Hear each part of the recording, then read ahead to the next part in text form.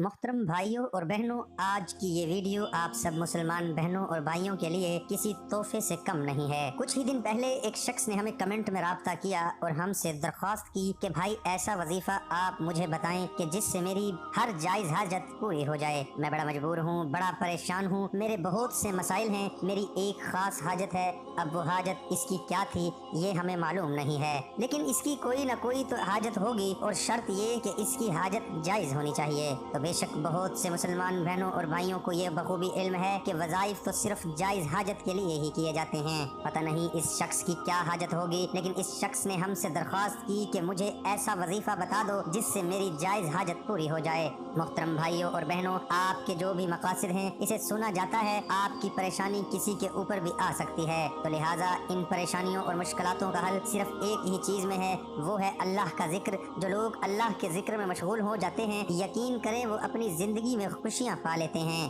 لیکن اللہ کو پانے کا، اللہ کا ذکر کرنے کا بھی ایک طریقہ کار ہوتا ہے، ایسا عمل کیا جائے جس سے اللہ رب العزت راضی ہو جائیں۔ بے شک آپ کا کوئی بھی مسئلہ ہو، مدد کا تو کوئی بھی ذریعہ بن سکتا ہے، آپ کسی شخص سے بھی مدد مانگ سکتے ہیں، لیکن اصل مدد اللہ رب العزت سے ہی مانگنی چاہیے۔ بے شک ہر مشکل حال میں وہی مدد کر سکتا ہے، لیکن جو اللہ رب العزت نے کسی نہ کسی کو ذریعہ بنایا ہوا ہے، کسی انسان کو بنایا ہے، ذریعہ تو کوئی بھی بن سکتا ہے، لیکن اگر پھر بھی اس سے مدد نہیں مل رہی 3 بار کہنے کے باوجود، تو پھر آپ اللہ کے آگے رجوع کریں اور اللہ سے رو رو کر گڑ گڑا کر مانگیں۔ آج ایسا ہی ایک منفرد وظیفہ بتاؤں گا۔ پیارے دوستو، اگر آپ سچے اور پکے ایمان کے ساتھ مانگتے ہیں تو میں آپ کو گارنٹی دیتا ہوں آپ کی ہر مدد ہو جائے گی، کیونکہ یہ ایسا کلام ہے جسے نبیوں نے مانگا ہے، جسے نبیوں نے پڑھا ہے اور ان کو مدد ہوئی ہے۔ سوچنے کی بات ہے کہ آپ ہمارے بتائے گئے وظیفے پہ اگر عمل کرتے ہیں تو فائدہ آپ کو یقینی ہے۔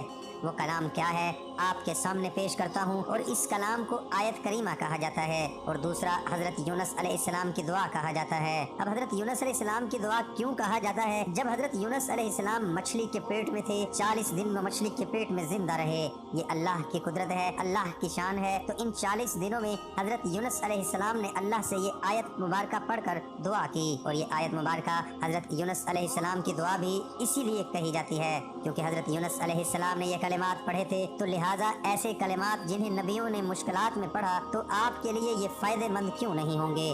بات یہ ہے کہ ہم چیزوں پر عمل نہیں کرتے جو ہمیں بتایا جاتا ہے، اس پر عمل نہیں کرتے، ہم اللہ کے آگے جھکنے کی کوشش نہیں کرتے، ہم اللہ سے مانگنے کی کوشش نہیں کرتے۔ اللہ رب العزت اپنے بندے سے اتنا پیار کرتا ہے کہ وہ تو خود فرماتا ہے مجھ سے مانگو اگر تیری کوئی رضا ہے، کوئی حاجت ہے مجھ سے مانگ۔ اب یہ وظیفہ آپ کیسے کریں گے؟ اگر آپ کی بڑی سے بڑی کوئی حاجت ہے، تہجد کا ٹائم بہت بہترین وقت ہے، اگر آپ اٹھ سکیں تو آپ نے یہ عمل لازمی کر لینا ہے۔ تہجد کے ٹائم آپ نے اٹھنا ہے، اور یہ ایسا وقت ہے جس میں اللہ رب العزت خود اپنے بندے سے پوچھ رہا ہوتا ہے کہ تیری کوئی حاجت ہے، تیری کوئی مراد ہے، تیرا کوئی مقصد ہے تو مجھے بتا، تیرے اس مقصد کو پورا کر دوں۔ آپ اندازہ لگا لیں کہ یہ وقت کتنا اہم ہے۔ اللہ اس وقت اپنے بندے کے بہت زیادہ قریب ہوتا ہے، بہت زیادہ، جسے لفظوں میں بیان نہیں کر سکتے۔ تو جب اس وقت ہم اللہ سے مدد مانگیں گے، اور وہ بھی ایسے کلمات پڑھ کر جسے نبیوں نے پڑھا، تو آپ اندازہ لگا لو یہ کتنے بڑے کلمات ہوں گے، کتنا بڑا فائدہ مند ہوگا۔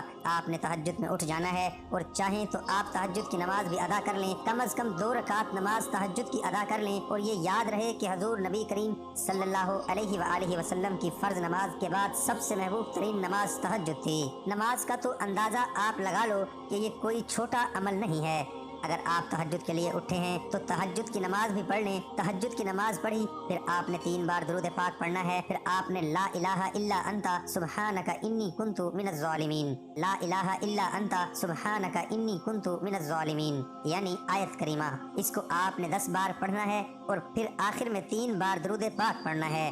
یاد رہے جو آپ 10 بار آیت کریمہ پڑھیں گے وہ سجدے میں جا کر پڑھنا ہے۔ دوبارہ سے دہراتا چلوں، 3 بار تو آپ نے شروع میں درود پاک پڑھا، اور 10 بار آیت کریمہ پڑھیں گے، وہ سجدے میں جا کر پڑھیں گے، اور آخر میں پھر 3 بار درود پاک پڑھ لیں گے، اور دعا کے لیے ہاتھ کھڑے کریں گے، اپنی بڑی سے بڑی حاجت کو اللہ کے سامنے رکھیں گے، تو انشاءاللہ فائدہ یقینی ہے۔ محترم دوستو، حضرت نعمان بن بشیر رضی اللہ عنہ کہتے ہیں کہ میں نے رسول اللہ صلی اللہ علیہ وآلہ وسلم سے سنا، آپ یہ حدیث بیان فرماتے تھے، آپ نے فرمایا اور ان حلال و حرام کے درمیان کچھ شبہے والی چیزیں ہیں جنہیں اکثر لوگ نہیں جانتے۔ تو جو شبہات سے بچ گیا اس نے اپنی عزت اور اپنے دین کو محفوظ کر لیا، اور جو شبہے والی چیزوں میں جا پڑا وہ حرام میں داخل ہوا۔ بار درود پاک پڑھ لیں گے اور دعا کے لیے ہاتھ کھڑے کریں گے، اپنی بڑی سے بڑی حاجت اللہ کے سامنے رکھیں گے تو انشاءاللہ فائدہ یقینی ہے۔